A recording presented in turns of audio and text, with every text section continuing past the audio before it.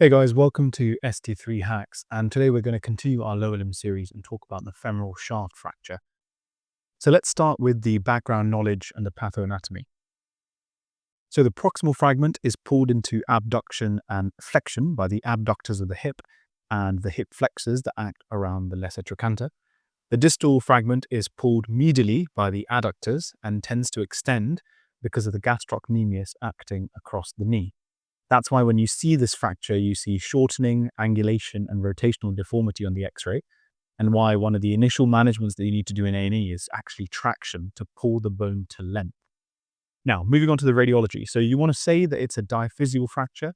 You want to comment on shortening, rotation, angulation, and whether there's any extension of the fracture both proximally or distally. This means that you need to visualize the whole bone. So that means asking for an AP and lateral view of the entire femur, plus AP and lateral views of the ipsilateral hip to rule out a femoral neck fracture. That's not optional because 2 to 6% of patients have a risk of having an ipsilateral femoral neck fracture, and this is something that would really differentiate you as a candidate. CT has a role here to play as well, and you should say that I'd consider it to rule out an intra-articular extension, particularly if there's a suspicion of proximal femoral neck involvement.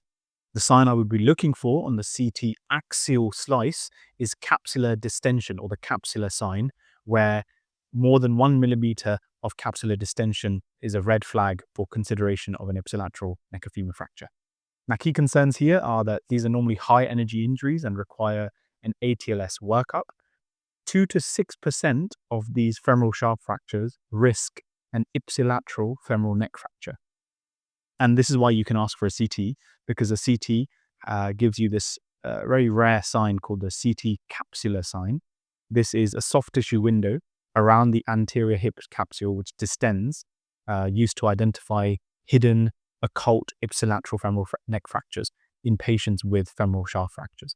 So it's like a golden pearl that you can drop in. So the CT capsular sign, more than 1 millimeter, suggests an ipsilateral hidden femoral neck fracture, which are associated with this kind of injury 2 to 6% of the time.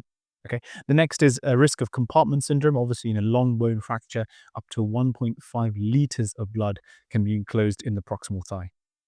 So if you say this, you have a lot of knowledge that really differentiates you from other candidates. Moving on to the triple assessment is as usual. So you want the time and mechanism of injury, a relevant ample and social history.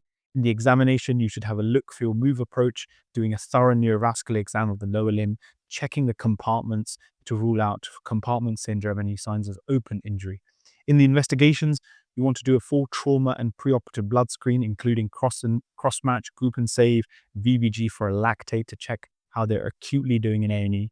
You want an AP and lateral of the femur, hip, and knee, so the joints above and below the femoral shaft, and you can consider the CT as we've discussed above. Moving on to the management, the immediate management needs to be analgesia, FIB, regular medication, and place the patient into tomosplin to correct shortening and immobilize them, and ensure you give venous thromboprophylaxis. Moving on to definitive management, always approach it in an escalatory manner, starting with conservative management, which can happen with long leg cast immobilization for multimorbid patients who are largely unfit for surgery.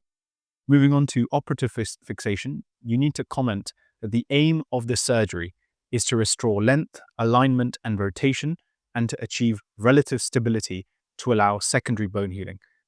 This statement is based off the AO Basic Principles course, and it's a sentence that I think is worth remembering. You can then outline some of the options that you have available in your toolkit. So the first one is external fixation, if there's significant soft tissue damage or physiological instability. Intramedullary nailing is the standard option with antegrade or retrograde nailing, depending on the fracture pattern and associated injuries. And you can mention that with retrograde nailing, I'd briefly acknowledge the downside of anterior knee pain because we use a medial parapatellar approach to insert the nail.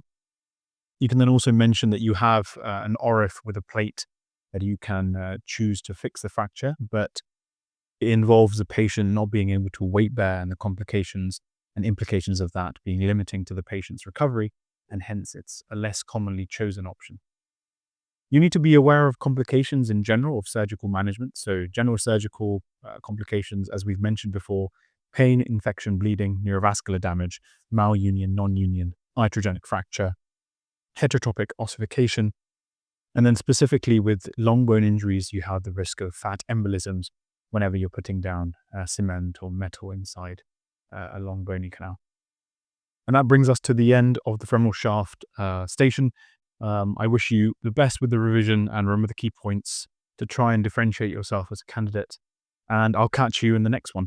Take care.